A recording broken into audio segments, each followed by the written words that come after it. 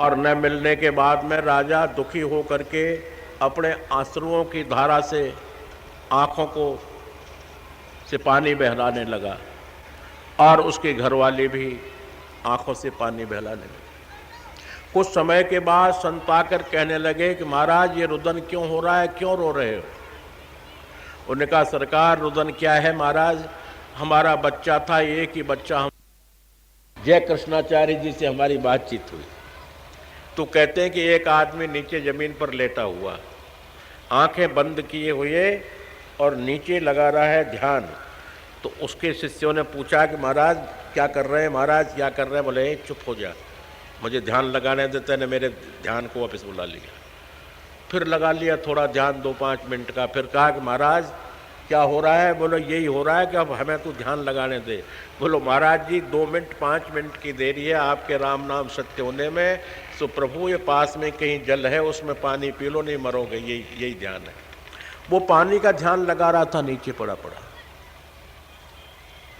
और चेला कह रहा है कि महाराज नजदीक में पोखर है, इसमें पानी पी लो वरना आप मर जाओगे, निश्चित बात मर जाओगे। वो उठा, पानी पिया, खड़ा हो गया। तो ध्यान का मतलब ऐसा ही है जिसको हम जानते नहीं, पहचानते नहीं और फिर उसका ध्यान कर रहे हैं। मछली से पूछा जाए कि मछली तू कौन है, तो समुद्र का नाम ले दे, नदी का नाम ले दे, नद का नाम ले, नदी हूँ मैं, नदी हूँ। बोल बिल्कुल गलत। ये कहते हैं कि मैं नदी का जीव हूँ, मैं नदी में रहता हूँ या रहती हूँ, जो भी है ऐसा तुम कह सकती हो। ठीक। तो मेरा कहने का भाव बार बार यही है कि ऐसे बिना जाने बिना पहचाने चीज का ध्यान करना हम लोगों के लिए न्याय संगत नहीं होता है, मान्यता नहीं होती है, उसकी कोई प्रकार का आगे उसका एक्शन नहीं होता है। लय योग, समता योग, आप क्या करा रहे हैं? मैं समता योग करा रहा हूं। समता किसे कहते हैं? कि आप हम सब मिलकर के एक हो जाए, इसको समता कहते हैं। ऐसे कैसे हो जाएंगे? तो समता योग इसे ही कहते हैं। ऐसा मैंने कहते हुए सुना है। उन बेवकूफों से ये पूछो कि ये संसार मिलकर क्या एक हो सकता है? ये अलग अलग बुद्धि, अलग अलग दिमाग, अलग अलग वातावरण, अलग अलग रहन सहन, अलग अलग बातचीत, ये सब अलग अलग होगी। सब मिलकर के हम एक प्रभु का नाम ले सकते हैं, ये हो सकता है। बाकी फिर समाज संसार के जो है कार्यक्रम फिर अलग अलग। समता योग इसे नहीं कहते। मैं तो यही कहता हूं कि मेरे प्रेमी, समता योग जो तुम सिखा रहे हो बिल्कुल गलत सिखा रहे हो, अच्छी बात नहीं सिखा रहे हो। अच्छी बात तो यह है कि समता योग उसे कहते हैं कि हमारे शरीर के अंदर में यहाँ से लेकर पैरों तक सैकड़ों अंग हैं, जिसमें 5 अंग तो मुख्य माने गए, वैसे सैकड़ों अंग हैं। इन अंगों के लिए 5 अंगों को आप ध्यान करें। कहीं खुजली चल गई तो यहाँ तो कुछ है नहीं खुजालने के लिए, खुजाल तो हाथ ही करेगा या कुछ और करेगा। वो खुजली जो है यहाँ चली गई और ये हाथ तुरंत वहाँ पहुँच गया खुजली करने के लिए, और खुजली करके फिर आ गया वापस। फिर यहाँ खुजली चल गई, यहाँ करने लग गया, यहाँ चल गई, यहाँ करने लग गया। इसी कदर से ये शरीर आपके प्रत्येक आवश्यकताओं की पूर्ति पर ये पहुँच जाता है। वहाँ पर भोजन की आवश्यकता पड़ी, तुरंत इसने भोजन आपको खिलाना शुरू कर दिया। पानी की जरूरत पड़ी, हाथ कर दिया। इस तरह से ये शरीर प्रत्येक जगह पर, भोजन की जगह पर भी पहुंचता है, और जहां टट्टी पेशाब गए तो गुप्तेंद्रियों के ऊपर भी यही हाथ पहुंचता है। ठीक जिस तरह से हाथ हमारे शरीर के प्रत्येक अंगों के ऊपर हर जगह पर जहां आवश्यकता पड़ती है वहां पर पहुंच जाता है, इसी तरह से समता योग हम लोगों को चाहिए। समता योग का मतलब ये है कि एक आदमी गरीब है, एक अमीर है, एक कैसा बलवान है, एक कमज़ोर है, जैसे भी हैं हम लोग सब, जिस जिस तरह से भी है, हमारे अंदर में ये चाहिए कि जितनी हमारे अंदर में ताकत है, जितनी हमारे अंदर बोलने की कैपेसिटी है, जितना हमारा बोलने का प्रभाव है, उतना हम आप लोगों को दें। और उससे आपकी रक्षा करें, आपकी मदद करें, आपका हित करें उसके द्वारा। इसका नाम समता योग है। पर ऐसा तो नहीं सिखाते आजकल। आजकल तो जैसे मैंने कहा ऐसा सिखाते हैं, पर उनकी बेवकूफ़ी है, उनकी मूर्खता है, वो नहीं। समता योग भी ठीक नहीं, अनेकानेक योगों का विवरण किया है वो भी ठीक नहीं, वो भी उचित नहीं मिलते। अनेकानेक योगों का विवरण हर तरह से भगवान ने, कृष्ण ने किया, इसमें गीता के अंदर है। और गीता में यही कहा कि अर्जुन तू ये ब्रह्म योग कर ले। वो कहने लगे अग्रे उवाचः, आगे बोलिए क्या करना है। वो ब्रह्म योग से कहकर के और लय योग में चले गए, और लय योग करते करते अष्टयोग बता दिए, पर अष्टयोगों में वो एक ही बात कहते रहे, उवाच, आगे बोलिए क्या हुआ। फिर उन्होंने बड़े सरल योग बताए, बड़े छोटे छोटे, गीता में ही बताए और जगह नहीं, गीता में ही लिखा छोटे छोटे शब्दों में कि यह 8 योग कर ले, पश्यन, श्रवणन, स्पर्शन, जिघ्रन, स्वपन, श्वसन, ऐसा ही कर ले। बोलो नहीं। उवाच, आगे बोलिए और क्या हुआ। इस तरह से भगवान से अर्जुन बार बार उवाचे उवाचे उवाचे ही कहते रहे। इसका अर्थ है कि उन्होंने ये जान लिया कि जितने धर्म बताए जा रहे हैं इनका कलयुग में कोई अस्तित्व नहीं होगा, किसी प्रकार का कलयुग में इनकी मान्यता नहीं होगी, कलयुग में एक भी इनमें से स्वीकृत नहीं किया जाएगा। ये अर्जुन को पता था, क्योंकि कलयुग में तो सबसे बड़ी महानता, सबसे बड़ी जो है कर्मनिष्ठा, सबसे बड़ी उपाख्यान, सबसे बड़ा एक ही लिखा गया है, कलयुग केवल नाम आधारा, सुमिर सुमिर नर उतर ही पारा। कलयुग में केवल नाम का आधार है, इसके स्मरण करने से आप पार हो जाएंगे, हम भी हो जाएंगे, दुनिया हो जाएगी, सब हो जाएंगे। क्यों नहीं होगा। श्रीमद् भागवत में भी विद्वान लोग ऐसा ही कहते हैं, श्रीमद् भागवत में भी आया है, हरेर नाम हरेर नाम हरेर नाम केवलम, नास्त्यैव नास्त्यैव नास्त्यैव गतिरन्यथा। आगे हे जीव तेरी गति और जगह नहीं हो सकती, किसी प्रकार से नहीं हो सकती, तो ईश्वर का ही संस्मरण कर। नारद जी महाराज भी भगवान नारायण का ही नामस्मरण की बार बार कहते हैं, तो यही स्मरण कर। और जितने भी संत ऋषि मुनि तपस्वी सब कहते हैं तो ईश्वर का स्मरण कर। इतने स्मरणों के लिए प्रत्येक देव, प्रत्येक ऋषि, प्रत्येक महंत, प्रत्येक संत, प्रत्येक हर प्रकार का जो है वो कहता है कि स्मरण कर। भगवान भी स्मरण के लिए कहते हैं। भगवान भी अर्जुन से कहते हैं कि अर्जुन भजस्व माम, तू मेरा भजन कर।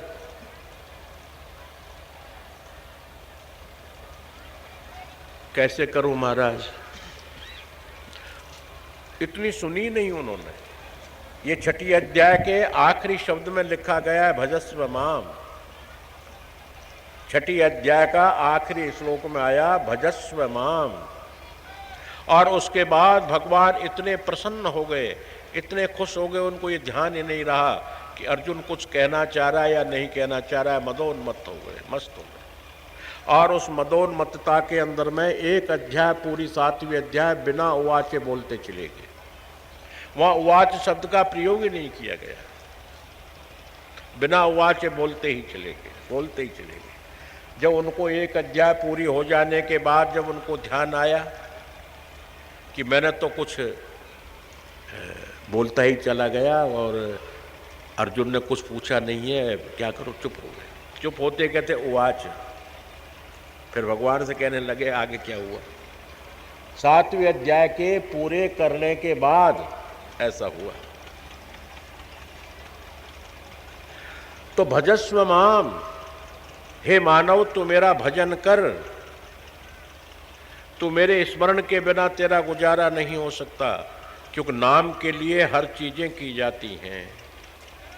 भगवान का भी नाम हमारे उद्धार के लिए करते हैं, भगवान का नाम भी अपने गुडविल के लिए करते हैं, अपनी मानवता के लिए करते हैं, अपनी योग्यता के लिए करते हैं। ऐसा करते हैं क्यों? भगवान का नाम, बिना नाम की कोई वस्तु नहीं मिलती।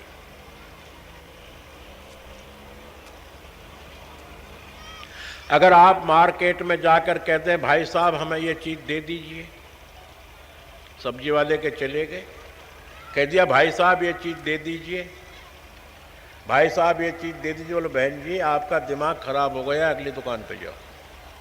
और वहाँ भी जाकर वो कहते भाई साहब दे दीजिए, वो कहते तुम्हारा दिमाग खराब हो गया, अगली दुकान पे जाओ। वो दिन भर सुबह से शाम तक ढूंढा करके घर पे आ जाएगी, कुछ नहीं लाती। कपड़े की दुकान पे चले जाइए, आप कह दीजिए भाई साहब दे दीजिए, क्या दे दूँ? पैंट दे दूँ? बोले नहीं। सूट दे दूँ? नहीं। तो क्या दे दूँ? बोले दे दीजिए। बोले क्या दे दूँ? तेरा दिमाग खराब, आगे जा। इस तरह से बिना किसी वस्तु के नाम लिए हुए आपको दुकानदार भी सामान नहीं देगा, आपको जो है सब्जी वाला सब्जी नहीं देगा, कोई सामान आपको बिना मांगे नहीं मिलेगा। क्यों? जब ये भौतिकवाद की वस्तुएं सब नाम से मिलती हैं, गाजर दे दीजिए, आलू दे दीजिए, टमाटर दे दीजिए, बैंगन दे दीजिए, और सामान दे दीजिए, कपड़े दे दीजिए, और चीज़ दे दीजिए। इस तरह से नाम लेने के बाद तो आपको सामान मिल जाएंगे, और जब तक आप नाम नहीं लेंगे कुछ नहीं मिलेगा, और दिन भर आप दे दीजिए की आवाज़ लगाते रहोगे।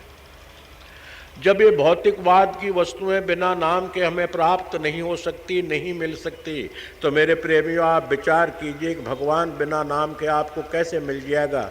ये तो विचार करके देखो। यानी आप ये तो विचार करिएगा कि वो भगवान का नाम बिना नाम लिए हुए आपको कैसे मिल जाएगा। ये कभी विचार किया है आप लोगों ने? ये उन बातों की बात कर रहा हूँ जो ध्यान लगा रहे हैं, योग कर रहे हैं, जिनको स्वप्न में भी पता नहीं है भगवान क्या है और उनका योग लगा रहे हैं, उनसे पूछ रहा हूँ कि क्या वो नाम के बिना उसको प्राप्त कर लेंगे? विचार करके देखो आप। अर्थात उसका नाम चाहिए, और नाम के बिना वो भी तुम्हें प्राप्त नहीं होगा, मिलेगा नहीं बिना नाम के। और नाम लेकर के आप स्मरण लगाइए, आवाज लगाइए, टेर लगाइए, संबोधित शब्दों में पुकारिए, हे राम, हे कृष्ण, हे गोविंद, हे गोपाल, हे माधव, जो कुछ भी हो। ऐसा आप पुकार करेंगे, आपकी पुकार तुरंत सुन ली जाएगी उसी वक्त में। और वो पुकार सुनते ही आपसे वो भगवान, वो प्रभु, वो कृष्ण, वो गोपाल, वो गोविंद, वो नारायण, जो भी आप पुकार रहे हैं, वो आकर यही कहेगा, वरम ब्रूहि वरदान मांग, तुझे क्या चाहिए। और आप अपनी धुन में मस्त हो रहे हो, हे कृष्ण, हे गोविंद, हे माधव, वो कहता है बोल बोल तुझे क्या चाहिए। फिर भी आप मस्त हो रहे हो, कहते बोल क्या चाहिए। और उसने कह दिया, बोलो ए तू चाहिए। क्या चाहिए? तू चाहिए। इतना मदोन्मत्त ध्यान के उसमें हो गया।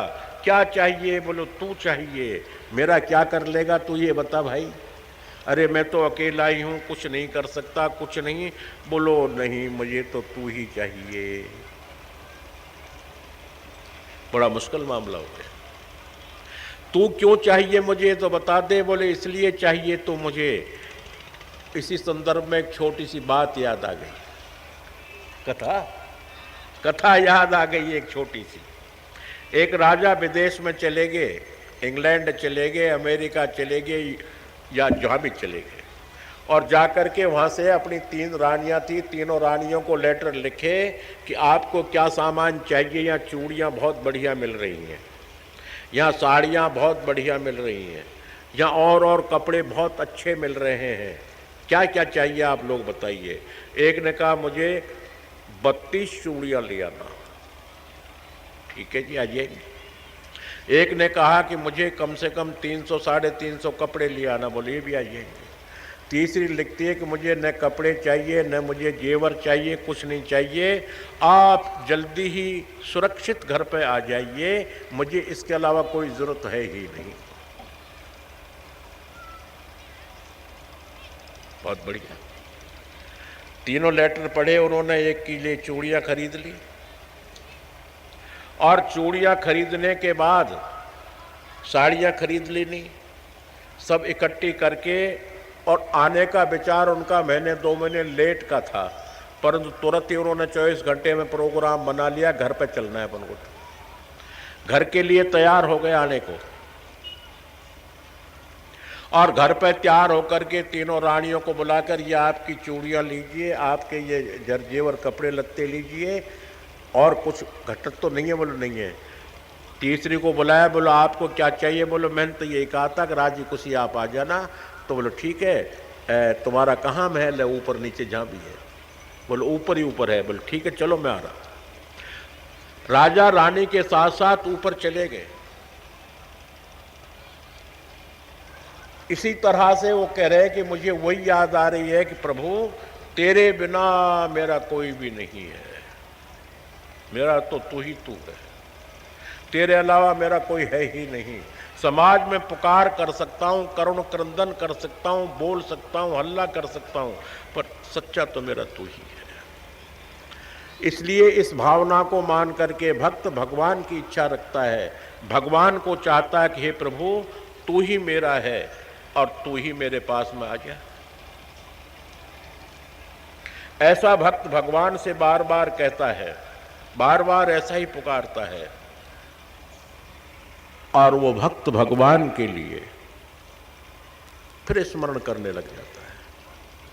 फिर थोड़ी देर के बाद में, 1-2 साल के बाद, बोलो क्या चाहिए, क्या मांगना है। बोलो मांगना क्या है, मुझे तो वही चाहिए जो पहले मांगा था। क्या मांगा था। बोलो तुम। बोलो मुझे लेकर क्या करेगा। बोलो सरकार मुझे एक बात याद आ गई है, इसलिए मैंने तुमको मांग लिया। मैं एक राजा के दरबार में गया तो राजा के दरबार में बड़ी भारी पब्लिक लगी हुई थी, जैसे अपने यहाँ पर मंडी में भरी हुई है, यहाँ से वहाँ तक पूरी 1 इंच की जगह नहीं है, देख लीजिए आप, पूरी भरी हुई है। इसी कदर से राजा के यहाँ आम खास लगा हुआ था, और ऐसी स्टेज बनी हुई, तमाम स्टेज को सामान रखे हुए थे, हीरे मोती पन्ने पुखराज महात्मा वगैरह संत महंत सब बैठे हुए थे, सब बैठे। बोलो जिसको जो चाहिए वो ले जाए, और 1 घंटे का मेला है, 1 घंटे में जो जो जिसको चाहिए वो ले जाओ। लोगों को जो जो सामान चाहिए था उठा उठा कर ले गए, ले जा रहे हैं, ले जा रहे हैं, ले जा रहे हैं। 1 मिनट रह गई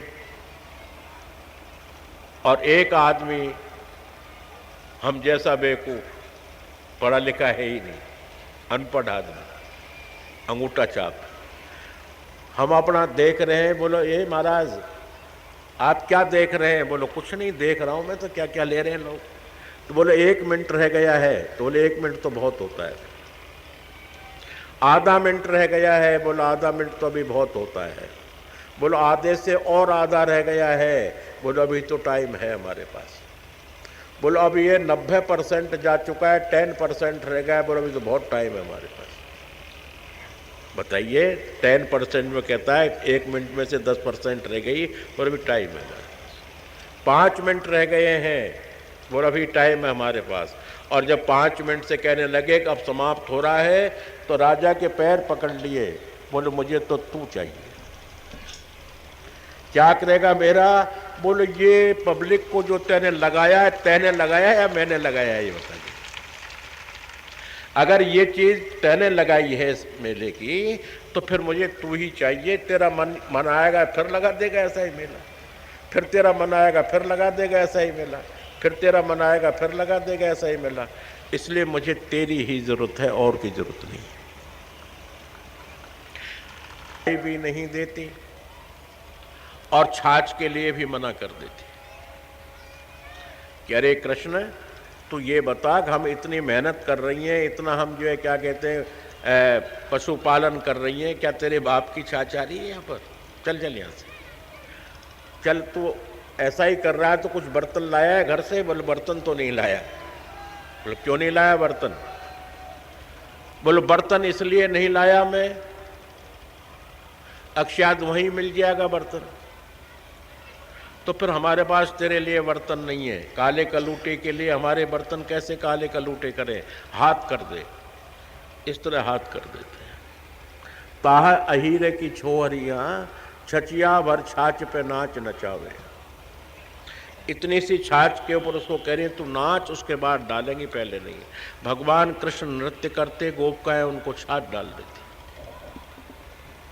आप विचार कीजिए, आप सोचिए कि वो भगवान कितने उनके अंतर मन में बसे हुए थे, कितनी उनकी भावनाएं अंतर मन में जमी हुई थी। किनके? गोपिकाओं के। किनकी? भगवान कृष्ण की। कितनी सुंदर भावनाएं उनके हृदय में जमी हुई थी कि भगवान को याद करते ही भगवान पहुंच जाते। बोलो गोपिका, वो दधी बिलोडन के टाइम कह रहे थे मैं तुझे दही खिलाऊंगी, मक्खन खिलाऊंगी, जो खिलाऊंगी दे दे। बोलो वो नहीं है हमारे पास। इसका हिंदी अर्थ आप लगाइए मेरे प्रेमियों। इतनी भावना, इतनी जिज्ञासा, इतनी इच्छाएं आप लोगों के अंदर अगर जागृत हो जाती हैं, पैदा हो जाती हैं, तो वो भगवान, वो गोपिकाएं, वो गोप और आप लोगों में अंतर क्या रह जाएगा ये बताइए। आप बिल्कुल ठीक उसी तरह से गोपिकाएं, ग्वाल जो भी थे उसी तरह आप लोग भी हो जाओगे। अब कमी यही रह रही है कि हमारे अंदर में मानवता नहीं रह गई है।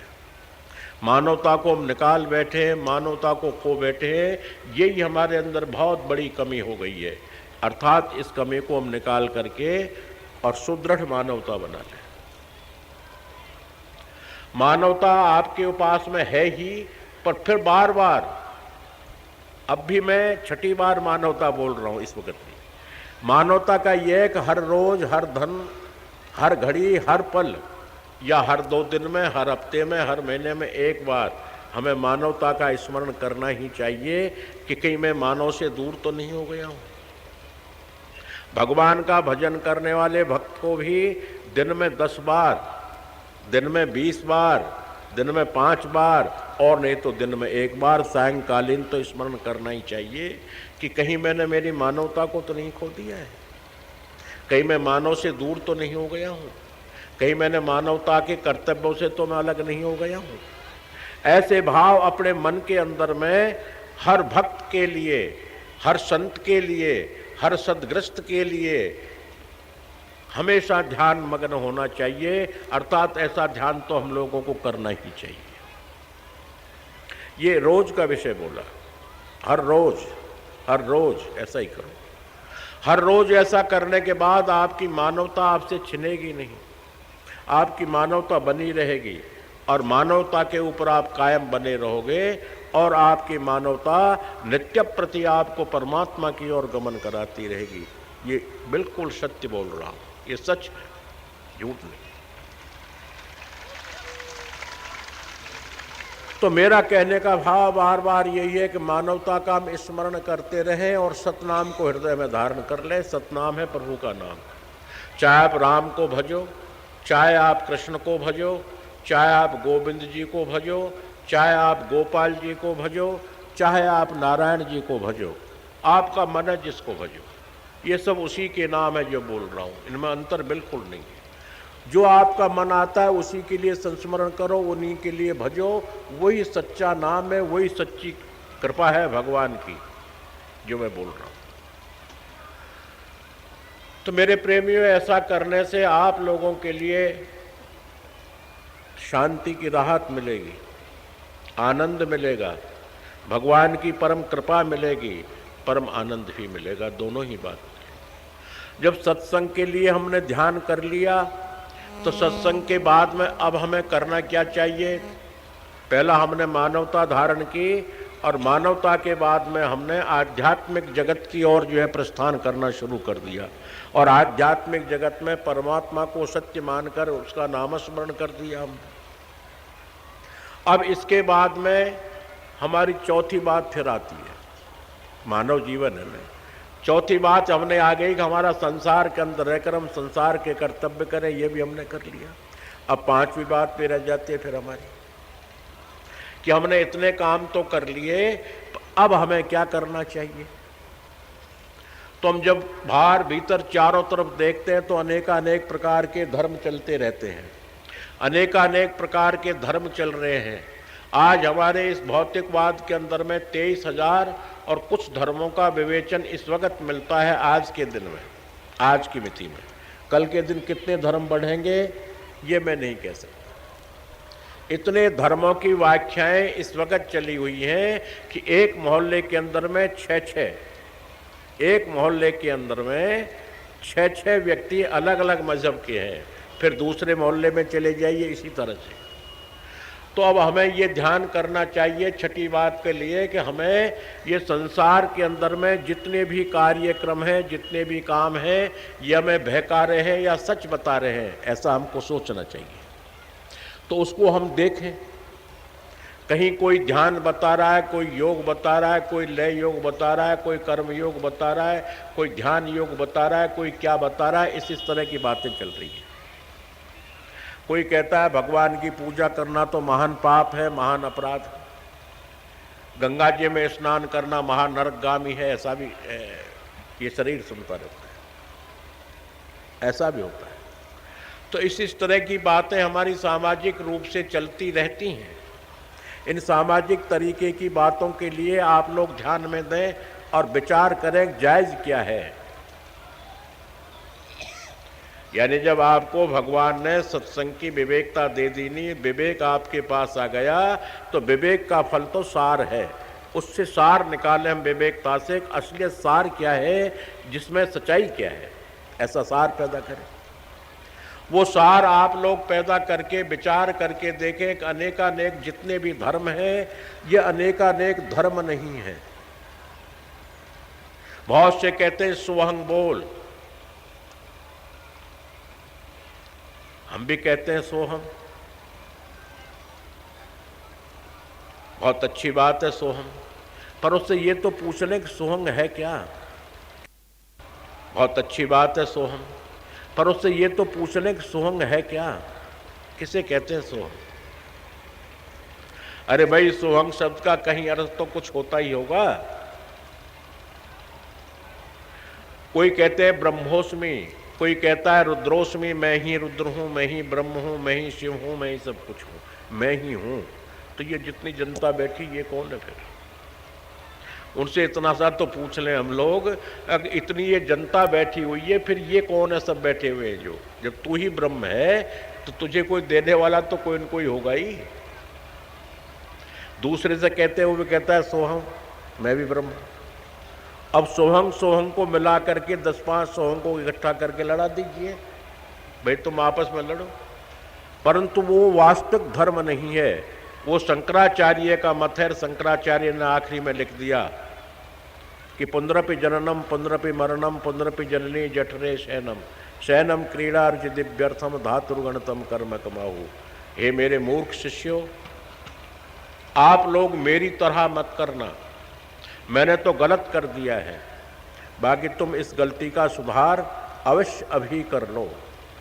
अर्थात नारायणोस्मि, तुम नारायण का स्मरण करो, नारायण का भजन करो, ऐसा जगत गुरु शंकराचार्य जी ने अपने शिष्यों से कहा।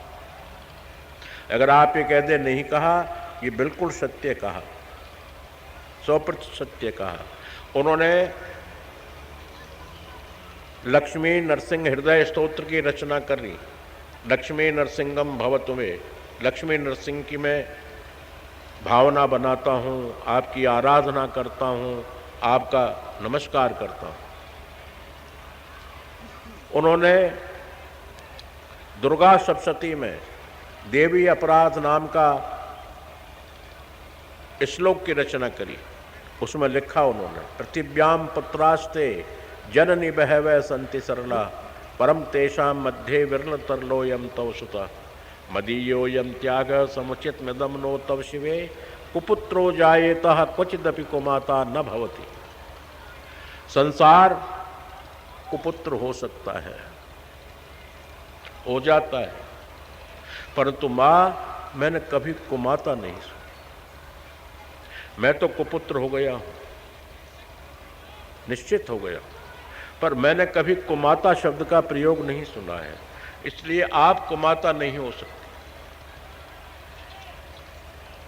इसलिए आप सुमाता बन के ही मेरी रक्षा करें।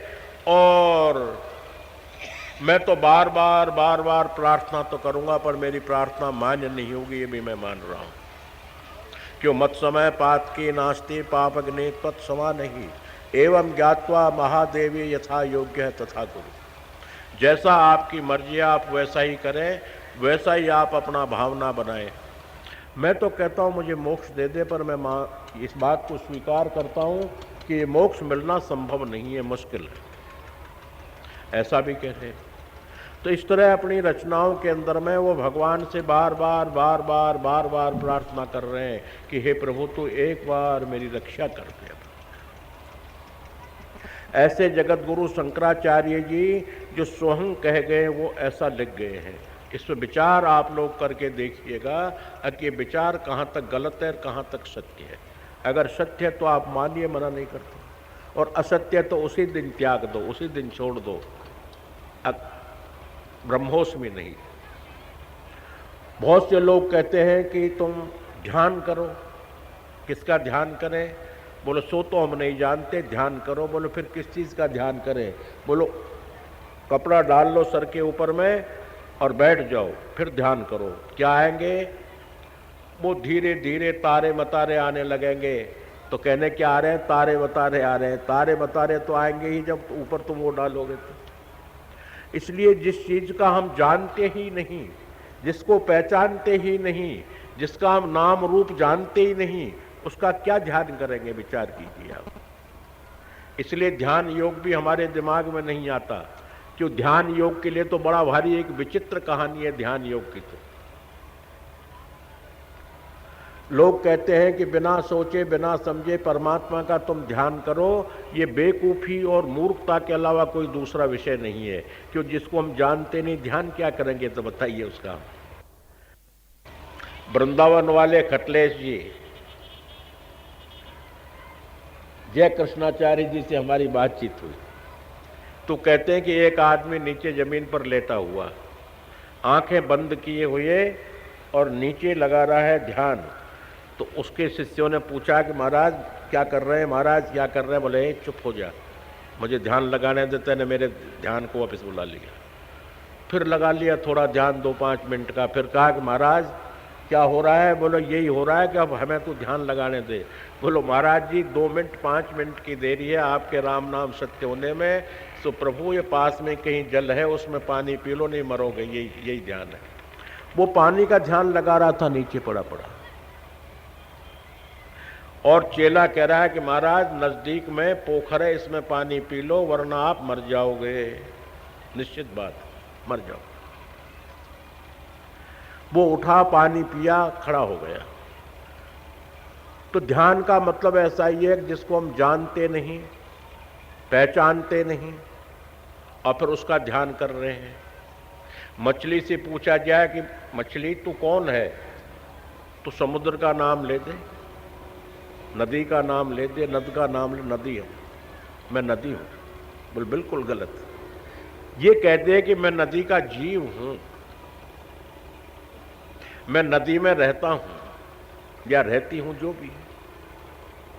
ऐसा तुम कह सकती हो।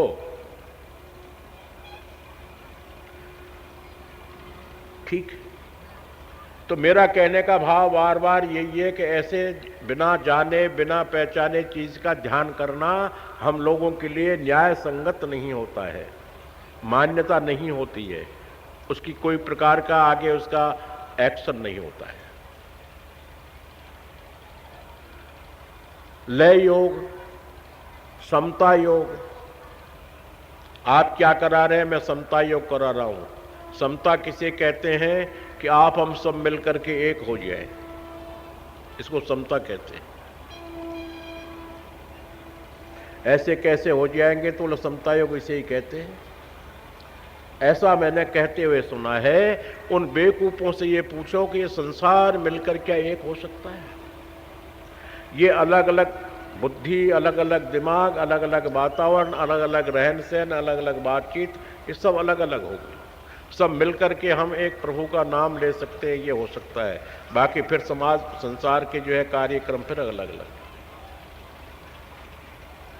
समता योग इसे नहीं कहते। मैं तो यही कहता हूं कि मेरे प्रेमी, समता योग जो तुम सिखा रहे हो ये बिल्कुल गलत सिखा रहे हो, अच्छी बात नहीं सिखा रहे हो।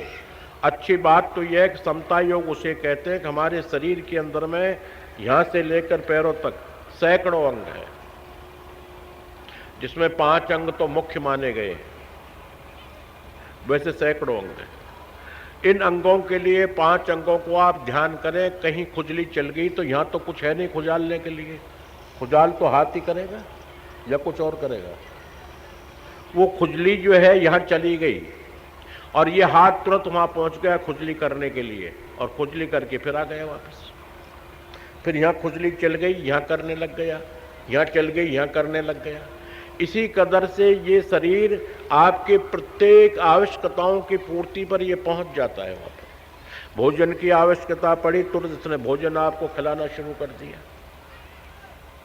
पानी की जरूरत पड़ी, हाथ कर दिया। इस तरह से ये शरीर प्रत्येक जगह पर, भोजन की जगह पर भी पहुंचता है, और जहां टट्टी पेशाब गए तो गुप्तेंद्रियों के ऊपर भी यही हाथ पहुंचता है। ठीक जिस तरह से हाथ हमारे शरीर के प्रत्येक अंगों के ऊपर हर जगह पर जहां आवश्यकता पड़ती है वहां पर पहुंच जाता है, इसी तरह से समता योग हम लोगों को चाहिए। समता योग का मतलब ये है कि एक आदमी गरीब है, एक अमीर है, एक कैसा बलवान है, एक कमजोर है, जैसे भी है हम लोग सब, जिस जिस तरह से भी है, हमारे अंदर में ये चाहिए कि जितनी हमारे अंदर में ताकत है, जितनी हमारे अंदर बोलने की कैपेसिटी है, जितना हमारा बोलने का प्रभाव है, उतना हम आप लोगों को दें और उससे आपकी रक्षा करें, आपकी मदद करें, आपका हित करें उसके द्वारा। इसका नाम समता योग है। पर ऐसा तो नहीं सिखाते आजकल। आजकल तो जैसे मैंने कहा ऐसा सिखाते हैं, पर उनकी बेवकूफ़ी है, उनकी मूर्खता है, वो नहीं। समता योग भी ठीक नहीं, अनेकानेक योगों का विवरण किया है, वो भी ठीक नहीं, वो भी उचित नहीं मिलते। अनेकानेक योगों का विवरण हर तरह से भगवान ने, कृष्ण ने किया, किसमें? गीता के अंदर है।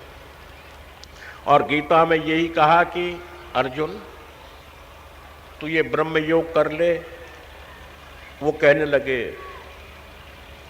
अग्रे उवाचः, आगे बोलिए क्या करना है। वो ब्रह्म योग से कहकर के और लय योग में चले गए, और लय योग करते करते अष्टयोग बता दिए, पर अष्टयोगों में वो एक ही बात कहते रहे, उवाच, आगे बोलिए क्या हुआ। फिर उन्होंने बड़े सरल योग बताए, बड़े छोटे छोटे, गीता में ही बताए और जगह नहीं। गीता में ही लिखा छोटे छोटे शब्दों में कि यह 8 योग कर ले, पश्यन, श्रवणन, स्पृशन, जिघ्रन, स्वपन, श्वसन, ऐसा ही कर ले। बोलो नहीं। उवाच, आगे बोलिए और क्या हुआ। इस तरह से भगवान से अर्जुन बार बार उवाचे उवाचे उवाचे ही कहते रहे। इसका अर्थ है कि उन्होंने ये जान लिया कि जितने धर्म बताए जा रहे हैं इनका कलयुग में कोई अस्तित्व नहीं होगा, किसी प्रकार का कलयुग में इनकी मान्यता नहीं होगी, कलयुग में एक भी इनमें से स्वीकृत नहीं किया जाएगा। ये अर्जुन को पता, क्योंकि कलयुग में तो सबसे बड़ी महानता, सबसे बड़ी जो है कर्मनिष्ठा, सबसे बड़ी उपाख्यान, सबसे बड़ा एक ही लिखा गया है, कलयुग केवल नाम आधारा, सुमिर सुमिर नर उतर ही पारा। कलयुग में केवल नाम का आधार है, इसके स्मरण करने से आप पार हो जाएंगे, हम भी हो जाएंगे, दुनिया हो जाएगी, सब हो जाएंगे। क्यों नहीं होगा? श्रीमद् भागवत में भी विद्वान लोग ऐसा ही कहते हैं, श्रीमद् भागवत में भी आया है, हरेर नाम हरेर नाम हरेर नाम केवलम नास्त्यैव नास्त्यैव नास्त्यैव गतिरन्यथा। आगे हे जीव तेरी गति और जगह नहीं हो सकती, किसी प्रकार से नहीं हो सकती, तो ईश्वर का ही संस्मरण कर। नारद जी महाराज भी भगवान नारायण का ही नाम स्मरण की बार बार कहते हैं, तो यही स्मरण कर। और जितने भी संत ऋषि मुनि तपस्वी सब कहते हैं तो ईश्वर का स्मरण कर। इतने स्मरणों के लिए प्रत्येक देव, प्रत्येक ऋषि, प्रत्येक महंत, प्रत्येक संत, प्रत्येक हर प्रकार का जो है वो कहता है कि स्मरण कर। भगवान भी स्मरण के लिए कहते हैं। भगवान भी अर्जुन से कहते हैं कि अर्जुन भजस्व माम, तू मेरा भजन कर।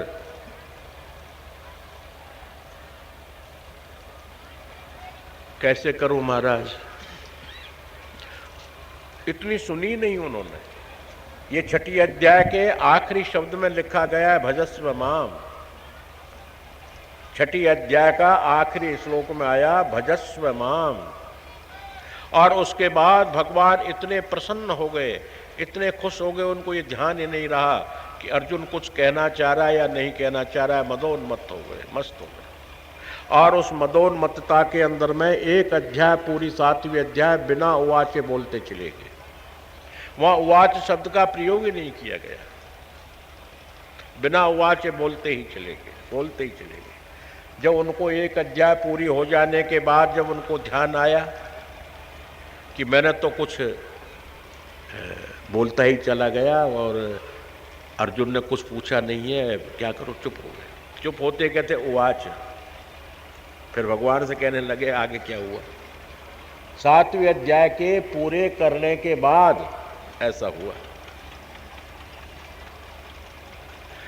तो भजस्व माम, हे मानव तू मेरा भजन कर। तू मेरे स्मरण के बिना तेरा गुजारा नहीं हो सकता, क्योंकि नाम के लिए हर चीजें की जाती हैं। भगवान का भी नाम हमारे उद्धार के लिए करते हैं।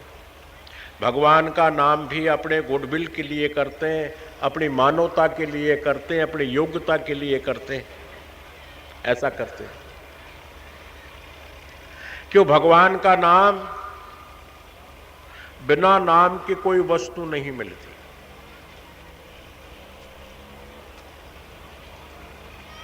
अगर आप मार्केट में जाकर कहते हैं भाई साहब हमें ये चीज दे दीजिए, सब्जी वाले के चले गए, कह दिया भाई साहब ये चीज दे दीजिए, भाई साहब ये चीज दे दीजिए। बोले बहन जी आपका दिमाग खराब हो गया, अगली दुकान पे जाओ।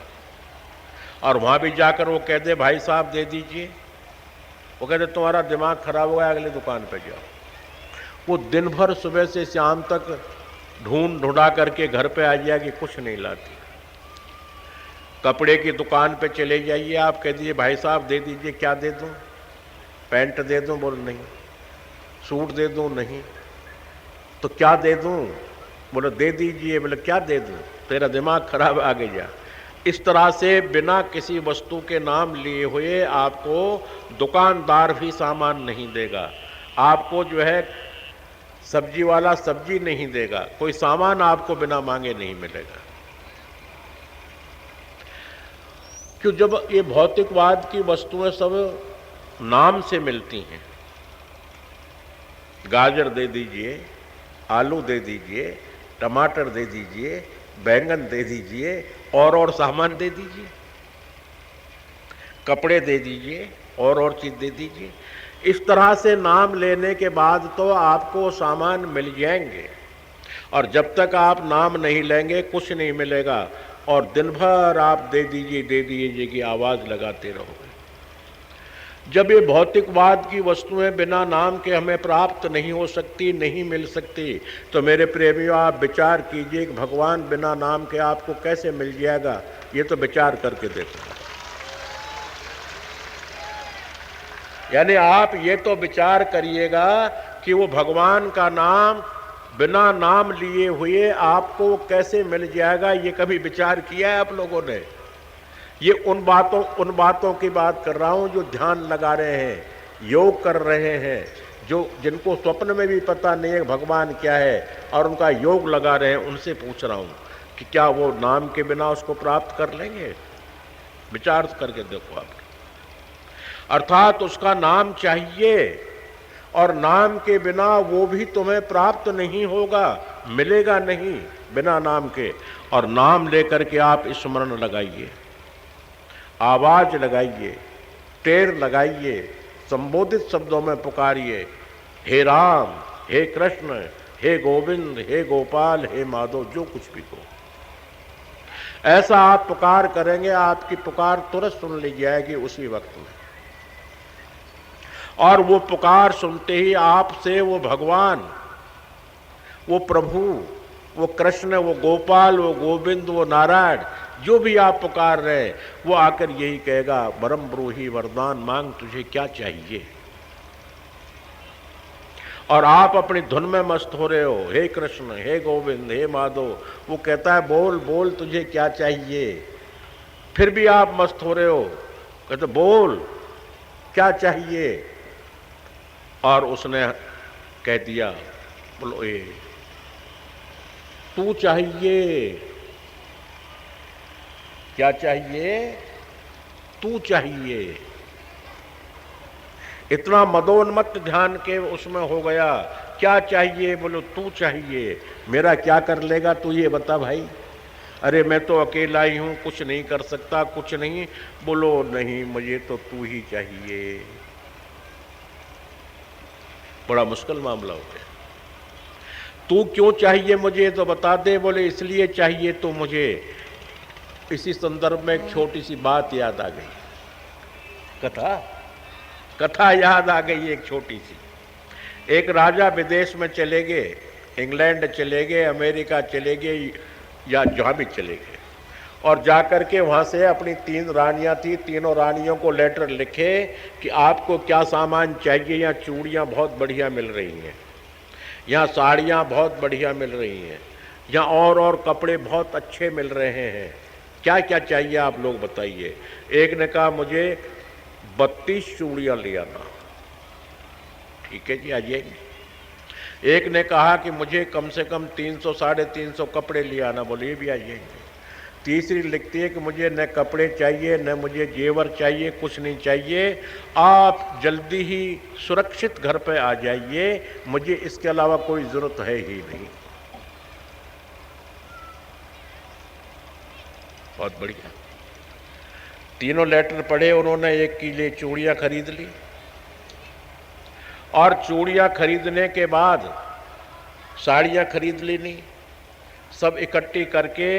और आने का विचार उनका महीने 2 महीने लेट का था, परंतु तुरंत ही उन्होंने 24 घंटे में प्रोग्राम बना लिया, घर पे चलना है अपन को। घर के लिए तैयार हो गए आने को, और घर पे तैयार होकर के तीनों रानियों को बुलाकर, ये आपकी चूड़ियां लीजिए, आपके ये जरजेवर कपड़े लत्ते लीजिए, और कुछ घटत तो नहीं है। बोलो नहीं है। तीसरी को बुलाया, बोलो आपको क्या चाहिए। बोलो मैंने तो यही कहा था कि राजी खुशी आप आ जाना। तो बोलो ठीक है, तुम्हारा कहाँ महल है, ऊपर नीचे जहाँ भी है। बोलो ऊपर ही ऊपर है। बोलो ठीक है चलो मैं आ रहा। राजा रानी के साथ साथ ऊपर चले गए। इसी तरह से वो कह रहे हैं कि मुझे वही याद आ रही है कि प्रभु तेरे बिना मेरा कोई भी नहीं है, मेरा तो तू ही तू है, तेरे अलावा मेरा कोई है ही नहीं। समाज में पुकार कर सकता हूं, करुण क्रंदन कर सकता हूं, बोल सकता हूं, हल्ला कर सकता हूं, पर सच्चा तो मेरा तू ही है। इसलिए इस भावना को मान करके भक्त भगवान की इच्छा रखता है, भगवान को चाहता है कि हे प्रभु तू ही मेरा है और तू ही मेरे पास में आ जा। ऐसा भक्त भगवान से बार बार कहता है, बार बार ऐसा ही पुकारता है, और वो भक्त भगवान के लिए फिर स्मरण करने लग जाता है। फिर थोड़ी देर के बाद में, 1-2 साल के बाद, बोले क्या चाहिए, क्या मांगना है? बोलो मांगना क्या है, मुझे तो वही चाहिए जो पहले मांगा था। क्या मांगा था? बोलो तुम। बोलो मुझे लेकर क्या करेगा? बोलो सरकार मुझे एक बात याद आ गई है, इसलिए मैंने तुमको मांग लिया। मैं एक राजा के दरबार में गया तो राजा के दरबार में बड़ी भारी पब्लिक लगी हुई थी, जैसे अपने यहाँ पर मंडी में भरी हुई है, यहाँ से वहाँ तक पूरी 1 इंच की जगह नहीं है, देख लीजिए आप, पूरी भरी हुई है। इसी कदर से राजा के यहाँ आम खास लगा हुआ था और ऐसी स्टेज बनी हुई, तमाम स्टेज को और सामान रखे हुए थे, हीरे मोती पन्ने पुखराज महात्मा वगैरह संत महंत सब बैठे हुए थे, सब बैठे। बोलो जिसको जो चाहिए वो ले जाए, और 1 घंटे का मेला, 1 घंटे में जो जो जिसको चाहिए वो ले जाओ। लोगों को जो जो सामान चाहिए था उठा उठा कर ले गए, ले जा रहे हैं, ले जा रहे हैं, ले जा रहे हैं। 1 मिनट रह गई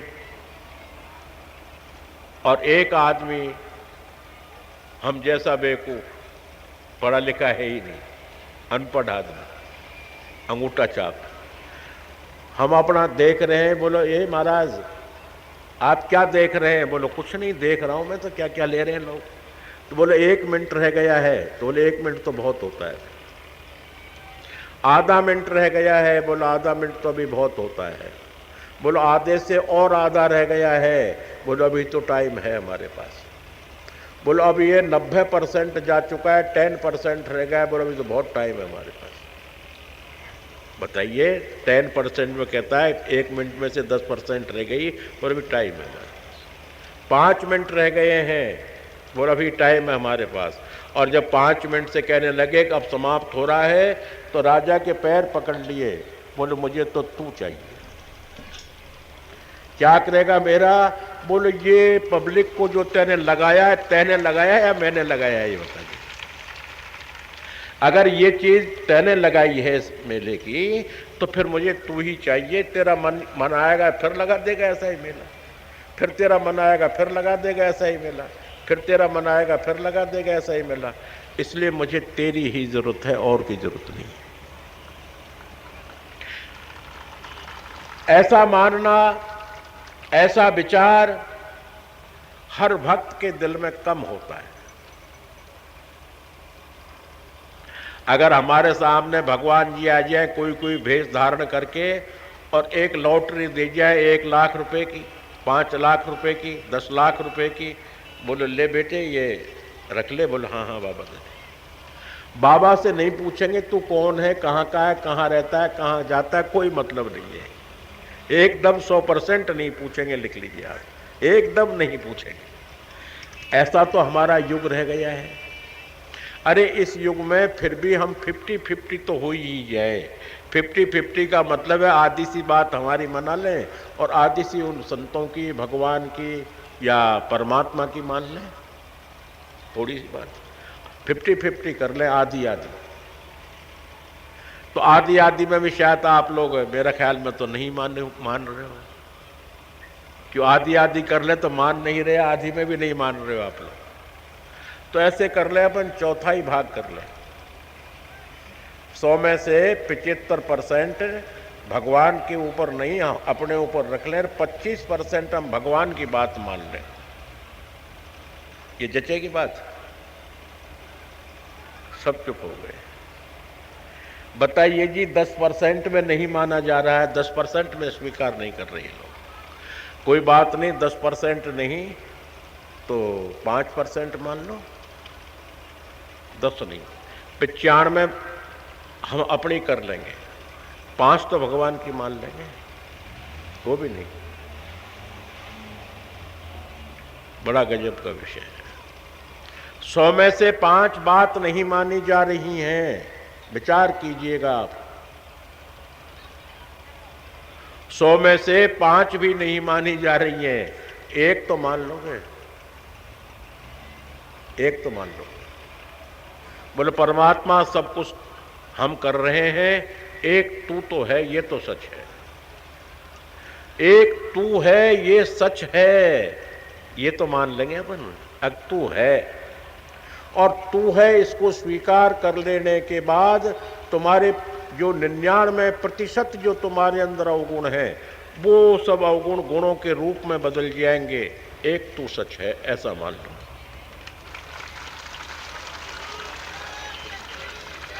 ऐसा स्वीकार कर लेने के बाद एक अब तू सच्चा है, ये तो मानने में हमारा ख्याल कोई ऐतराजी हमको नहीं होनी चाहिए।